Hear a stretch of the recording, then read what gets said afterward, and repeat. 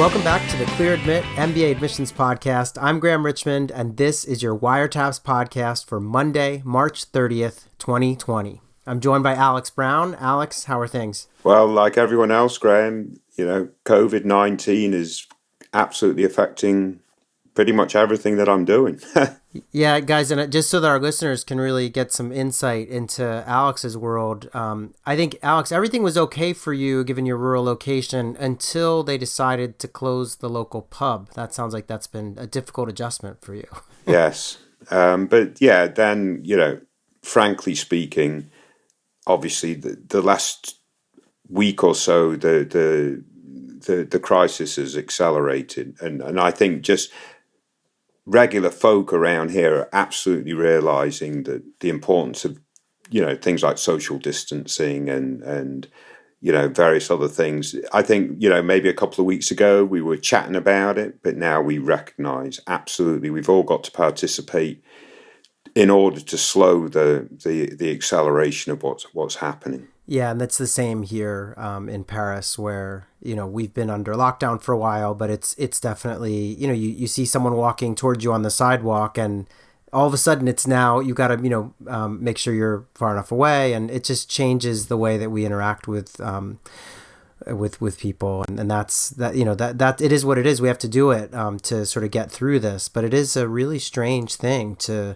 even simple things. I was watching a movie the other day, and this guy was shaking the hand of everyone coming into his restaurant, and I was like, don't shake his hand.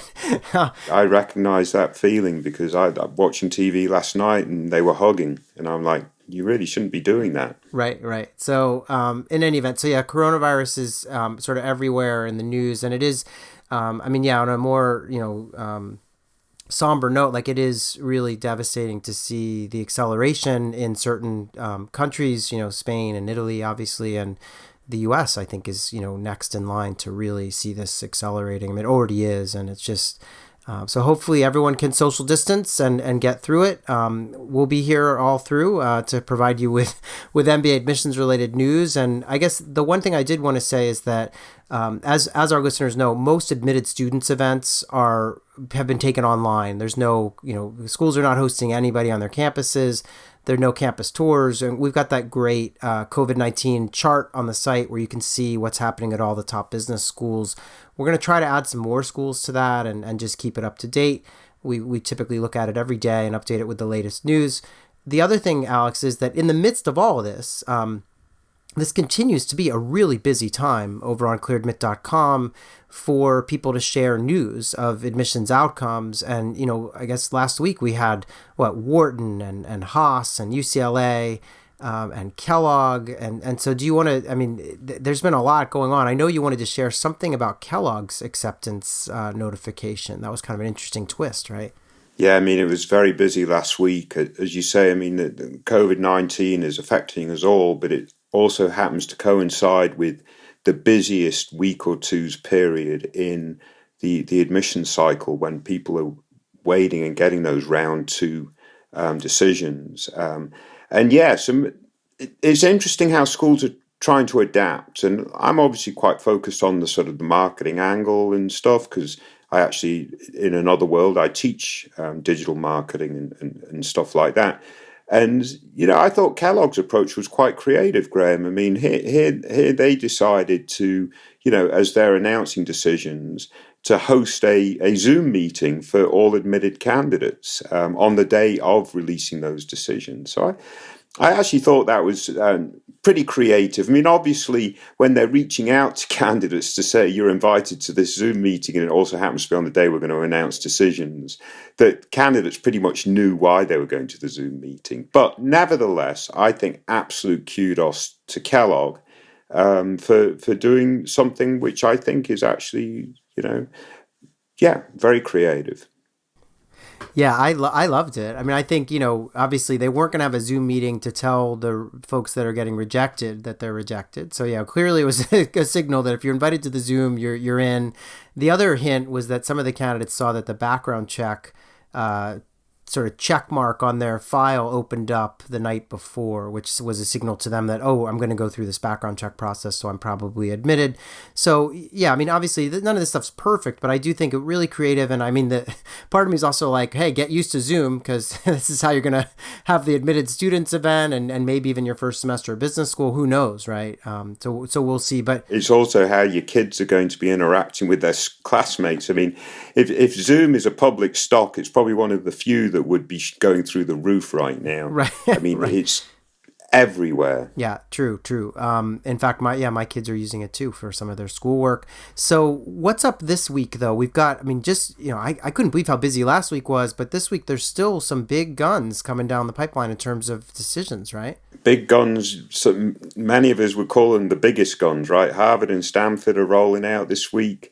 So yeah, it should be another exciting week in terms of getting decisions. Obviously, COVID-19 is going to be looming large over all of our sort of sentiments and stuff. But yeah, this week you've got Harvard and Stanford. Sloan, I think, is also one of the big guns firing this week.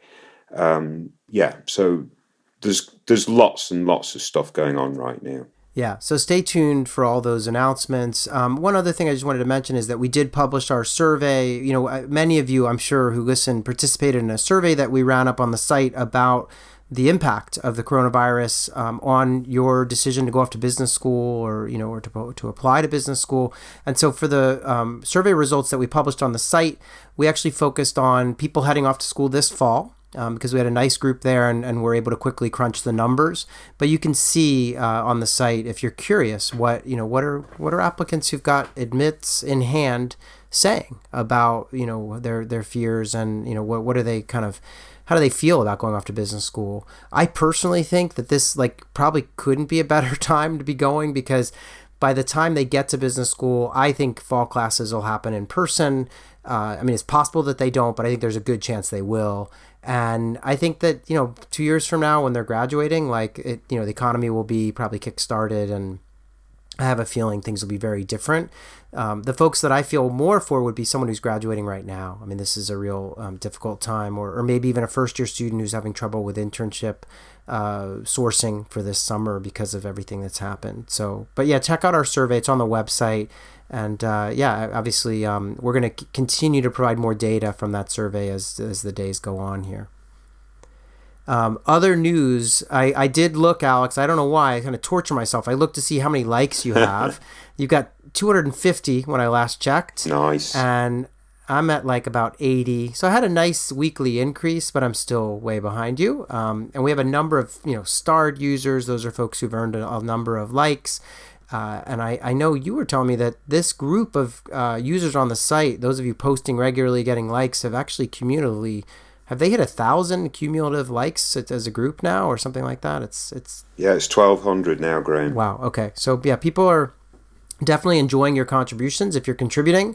And I guess those were the main kind of newsy things I had for this week, Alex. I guess you had picked out 2 ApplyWire entries and 1 DecisionWire entry for our wiretaps portion here. Is there anything else though that you wanted to share before we kind of move into that stuff? No, I just articulate the sentiment. Everybody, clearly, these are very difficult times for us all. Stay safe and, make the most of what you can. But yeah, stay safe mostly. Yeah, I'll echo that. We definitely want everyone to stay healthy and stay inside. Stay with us on the computer, or hang out on queeradmit.com, whatever you need to do to find some sanity, find your fellow applicants and others, who are dealing with the kind of MBA admissions process. I find personally, I love doing these podcasts. It's a good distraction from the regular news cycle. So without further ado, though, let's dive in.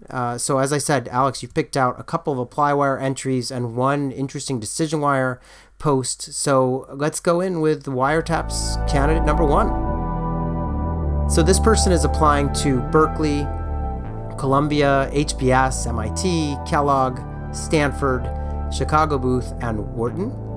They are planning on starting business school in 2022. So they're this kind of an early bird. They have a background in engineering. They're kind of working at manufacturing at a Fortune 100 aerospace company. And post-MBA, they'd love to get into consulting, ideally with Bain, BCG, or McKinsey.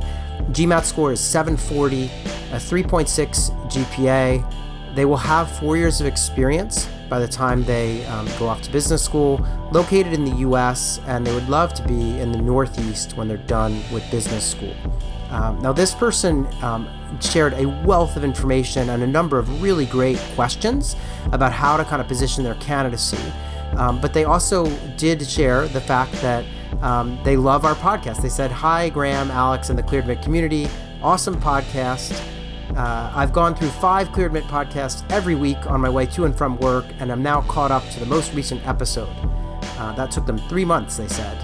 So that's dedication. We love it. And then, they just, asked to be featured because they have a number of questions. And Alex, I think it makes sense for us to just walk through some of these questions, because they mention that they are an overrepresented minority, or overrepresented majority. I don't know how you. So Asian American male, right? And they had a number of really interesting questions, but I don't know if you want to kind of get into some of it. There were questions about the GMAT score and how they can stand out. There are just a number of things. So why don't we just try to tick through some of these and provide them with answers? So the first question was, they're wondering, is there anything they can do to improve their candidacy for Harvard, Stanford, Wharton, beyond maybe taking the GMAT again and getting above 760?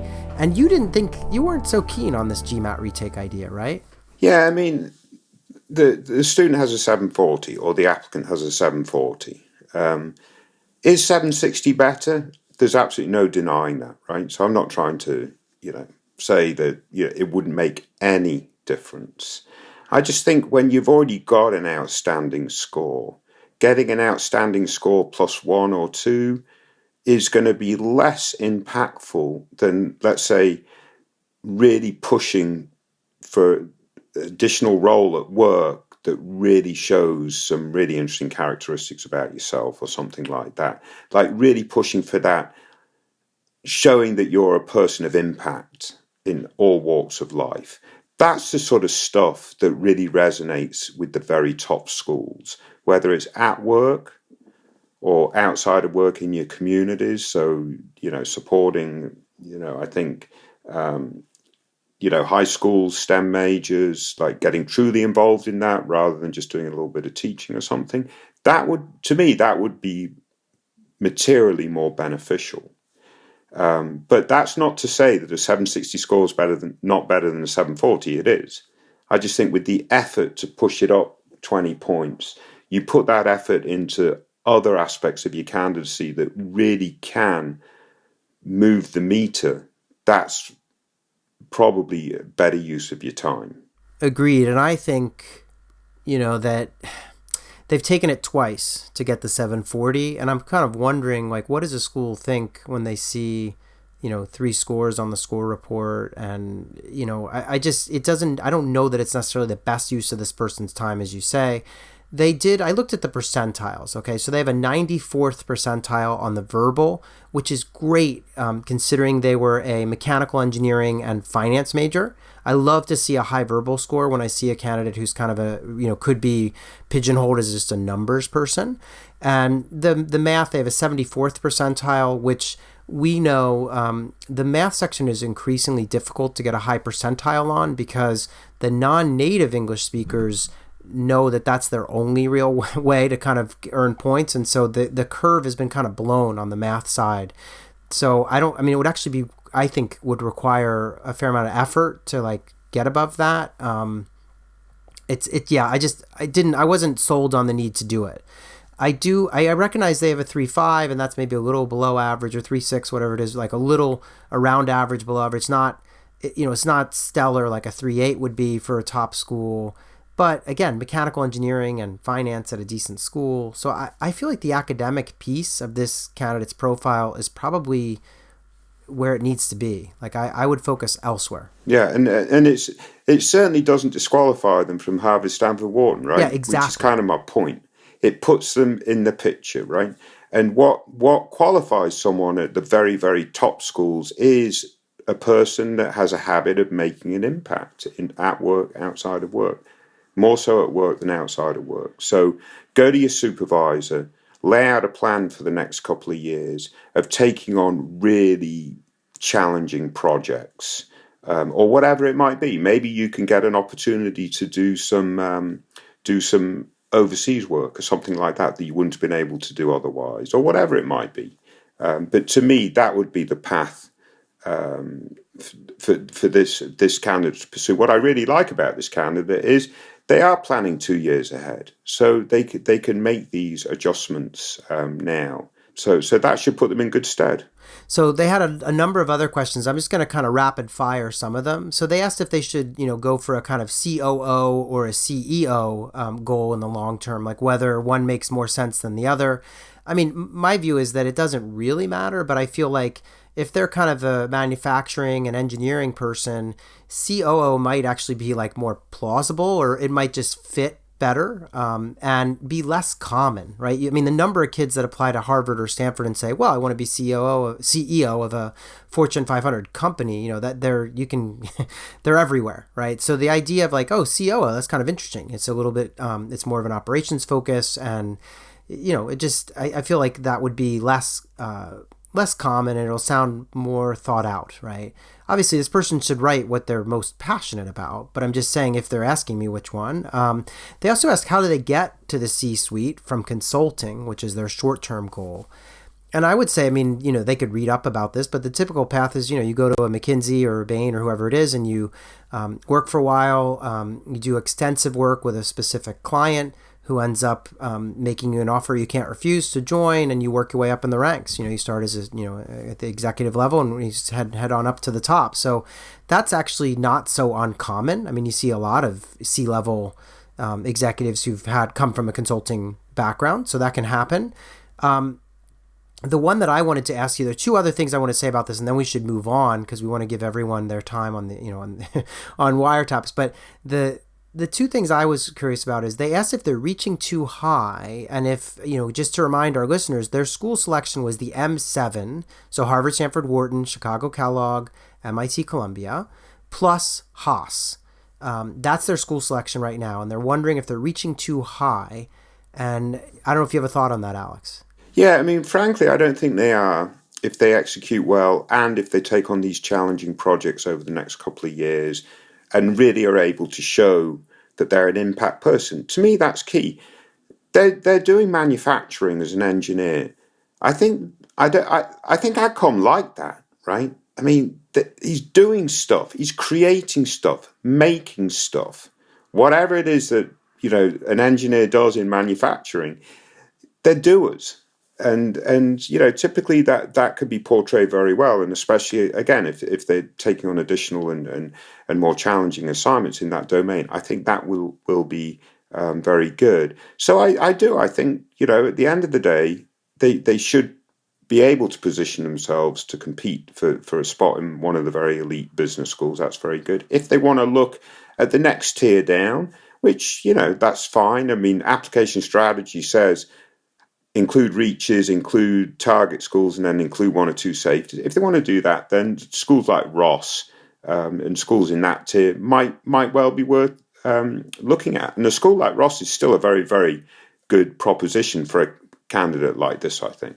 Yeah, I mean, my thought was, ask me that question in a year, or so when you've got additional experience and we know kind of where your work experience is falling in terms of and even, as your extracurricular activities are further developed, then it'll be clearer to me. I think obviously for now, they're a couple of years out. Why not focus on the very best and work towards that? I do think it's an odd strategy to apply to the entirety of the M7 plus Haas, which is arguably the top 8 schools in the US. I think ideally, as you say, in the end, they'll probably want to have at least one quote safety. It's probably more like a top 15 school.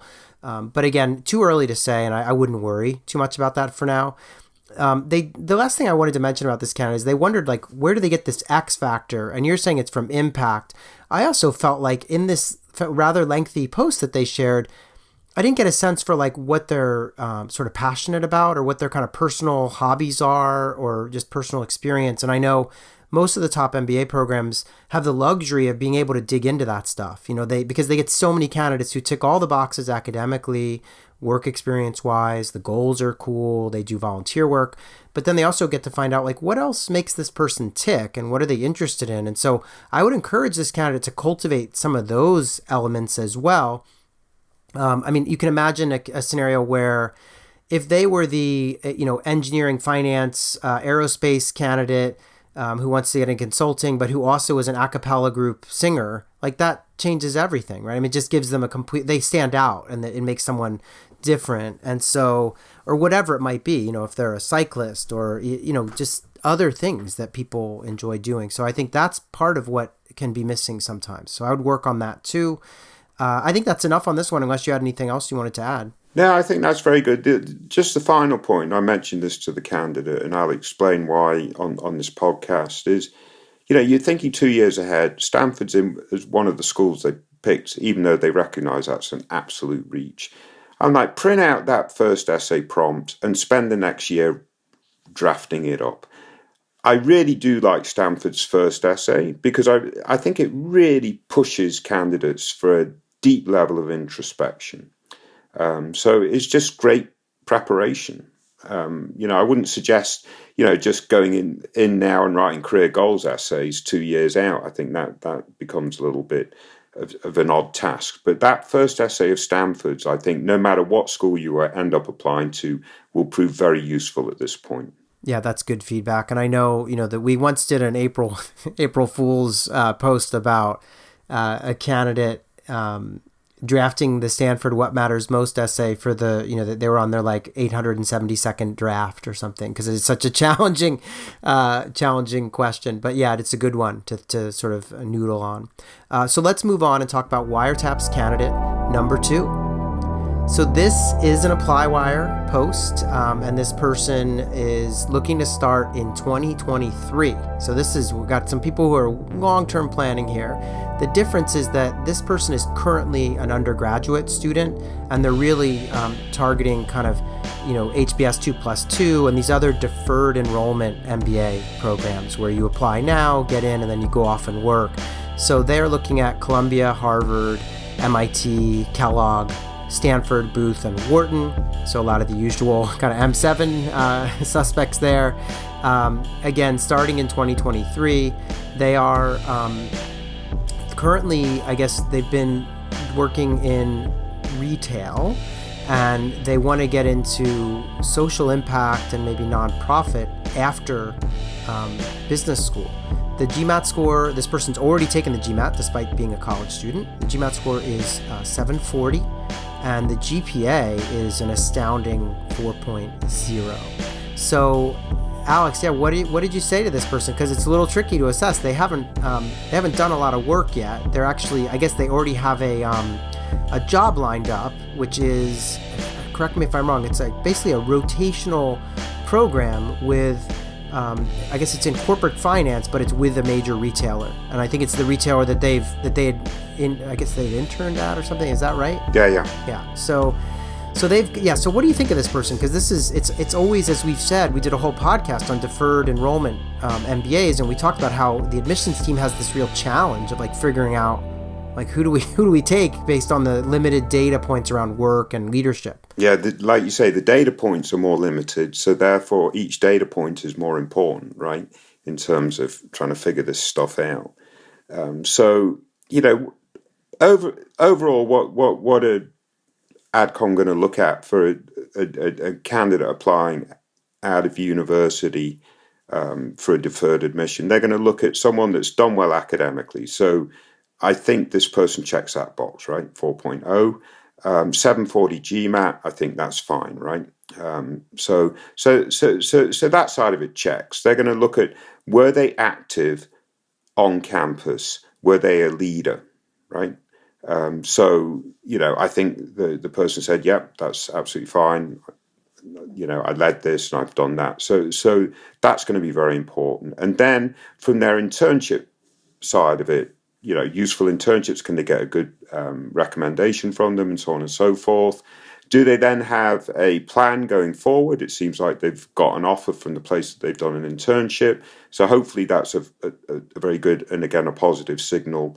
The other side of it is, do they have a really well laid out plan such that it makes sense for them to apply to the business school now to fit into this plan they've already gotten developed, right? Because a lot of people are graduating college and they really don't have that sort of longer term vision. So it seems like this person has that. I would like to see a little bit more in terms of really understanding from a social impact side what they're looking to do. Because clearly, most seniors, juniors, seniors are thinking, well, I want to save the world. I'll figure it out at some point how I'm going to do it, right? Because you're kind of idealistic at that point, right? So do they have something concrete behind that idealism that they really are passionate about pursuing? I think that would really help. The other side of it, Graham, and I'm going to push this back to you to see what you think. This person is graduating from a state school, right? So this is no Harvard, Yale, Princeton type person, right? A state school from Arkansas, I assume. Their location is in Arkansas. So how do you reckon that factors? So if this same profile came and they said they were from Harvard, Yale, or Princeton, how would that change your perception of this candidate? Yeah, that's a good question. I mean, I know for a fact that some of the schools that have these deferred enrollment programs and have kind of direct line recruiting with undergraduate campuses, they pick and choose the campuses that they go after because they know that there are a lot of really sharp kids at some of these top undergrads. So I think on the margin, this person, it's not an advantage to be at a big state school in Arkansas if that's where they are versus, say, having gone to Amherst or Princeton or one of these, kind of top schools. At the same time, they've done everything they can. Like they got a 4.0. So it's not like you could say, oh, they have a 3.5 at Arkansas State or wherever they would be. And that's actually the equivalent to like a 3.0 at Princeton or something. That's not going to happen here because they have a 4.0. So you can't really, I'm not so worried about it. To me, to be frank, what I worried about with this candidate was this idea that, they had this internship with a retail company and have been offered a corporate finance rotation with that company. So I'm thinking, this is a big retail outfit. And so it sounds really interesting and they'll be able to rotate around and learn a lot. But what I'm not grasping is the career plan. Like they talk about social impact and, as you say, kind of saving the world type stuff. But I don't see, what I was looking for is like, well, where's the evidence of that in their kind of current activity on campus and in their current studies, or frankly, even in their proposed job post college here, which is more of it's a retail finance job. And so that was the only thing that I was worried about. I was kind of like, well, wait, if you really care about social impact and you want to go change the world, why are you not doing that right now? Like, why don't you just go after what you want to do? Because so that was the only thing, is I just worried that there was is this social impact story designed to kind of pull at the heartstrings of the admissions reader, or is it a legitimate, pursuit of this candidate? And maybe I got a little sense of it in their comments where they kind of mentioned that they want to change consumer packaged goods. And so maybe they have this whole vision for how we can completely redefine, how we buy milk, or, how we get products that are kind of dry goods and can do so with a much more eco-friendly approach to packaging, or, maybe just the milkman comes to your house once a week, or, whatever it is, right? Going back to ways of being a little more eco-conscious, right? So maybe that's there, but it was unclear. So that was my main concern. I was like, and I recognize the goals are going to be less formed because the person's in college still, but that was my concern looking at it. Yeah, no, I think that's a valid concern. I do also think it's a little bit related to my concern of whether the goals are just based on idealism coming out of college versus realism. But anyway, I think we can both agree that these goals could be better developed. And if they were, they would make a material difference. The academic side looks super strong, and it looks like they've done well at college in terms of being involved, which is very good. And they've got their short-term career bit lined up very well, so that seems quite good. The only other thing I'd bring up when I talk about this idea of state school versus Harvard, Yale, Princeton, or whatever, The other side of it could be this could be a bootstrapper. There could be a real reason why their only opportunity was to go to their local state school. They didn't have the opportunity to get into one of the big schools with a real rigorous admissions entrance. But like you said, Graham, they've made the most of it, and now they're seeking that sort of opportunity to get to that real next level. So yeah, very interesting candidate, I think. And you're absolutely right about the state school cuts both ways. Like, the top MBA programs are looking for bootstrappers. And so, yeah, there could be any number of circumstances. And so, yeah, I would not, I would never rule someone out based on where they went to undergrad, especially if they have a 4.0, right, as I said. So I think, yeah, and again, if they could just work on the career kind of vision a little bit more, I think they could make a compelling case at any number of these programs. So anyway, thanks for that post. Let's move on and talk about Wiretaps candidate number 3. So this is a DecisionWire post that we received from a candidate who is undecided.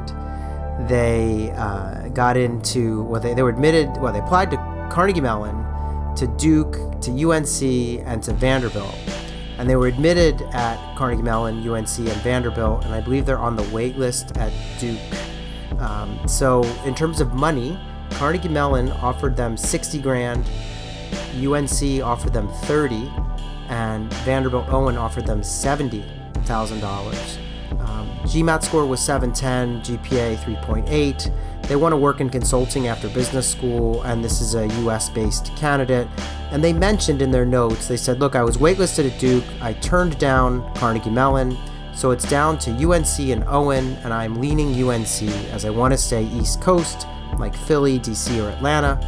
I enjoyed Carolina's visit a bit more than Owen's. The network is larger. UNC's sports cancel out Nashville's nightlife, and I believe UNC has a bit stronger recruiting into healthcare consulting. So, because obviously this candidate not only wants to do consulting, but ideally kind of get into the healthcare domain of consulting. So, yeah, what do you make of this? It's kind of an interesting set of results and decision making. Quite honestly, if you said, I got admitted to Carnegie Mellon, UNC, Vanderbilt, my first blush would be, well, it's probably juggling between Tepper and Keenan Flagler, because I would consider them in probably a tier little bit above Vanderbilt. But then you get into some of the nuances, right? So this person, I think, already graduated from a school in Pittsburgh, so which they thoroughly enjoyed, but now are looking for maybe a little bit of a different experience. And then they're also looking at maybe a healthcare angle and so on and so forth. So for those reasons, they decided, maybe Tepper's not the best fit for me. And that shifts it between Keenan Flagler and Vanderbilt Owen. And I think both schools actually have a good reputation, right, in healthcare. So that's very good. But yeah, we look at, your feedback, mine, actually, and from the community. And I think the consensus is probably Keenan Flagler's just slightly the better option at this point. Yeah, I mean, I actually, I'll definitely agree with you that, UNC's, top 20 school for many people. And I think Vanderbilt's sort of more top 25. And so there's a slight difference in ranking there. Again, I just feel like for consulting, UNC has a really good reputation in that domain. I mean, even the employers that hire consultants out of the school say a lot of good things. And they're one of those rare MBA programs that have concentrations that are career oriented. So instead of like, I want to concentrate in, data analytics or, some type of finance or marketing, their concentrations tend to be built around jobs, right? So they literally have a consulting concentration at the school that gets really good reviews from employers and students alike. So I can see how, but yeah, for me, the issue here was that, wow, you look at Carnegie Mellon, and UNC, and you could say they're kind of peers, but Carnegie Mellon's giving this person double the money, right? $60K versus $30. But what I love about this post is that, as you say, the truth comes out in the details where the person's like, actually, I went to undergrad in Pittsburgh. I love Pittsburgh, but I kind of want a new experience. And, there's a lot going on with healthcare down in the Research Triangle down in North Carolina. So I get it. I think, if it comes down to Vanderbilt or UNC, I think UNC makes sense here. And they've outlined exactly, why that's the case. So a good post, though, because I think and most people reading it at first are like, that's so interesting that they took those 3 offers and turned it into, well, it's either UNC or Vanderbilt. And they even note that they've already turned down, Tepper. So what do you do, though? What do you think about the Duke waitlist? Should they be pressing hard on that? Or do you sort of feel like, hey, you know what, go off to UNC, just be done with it? Or should they be pushing on that? I would go for it. Why not? I mean, by not going for it, you're already discounting that as an option. So keep the option open at this point. But they're probably going to have to deposit at UNC, which is perfectly fine. Then if they come off the wait list at Duke, they've got to decide then if they want to pay 2 deposits. But at this point, I think it would be foolish to abandon it. Yeah, I would say, Duke's obviously really good with healthcare as well, and consulting placements. So I think absolutely stay on the wait list, see what you can do.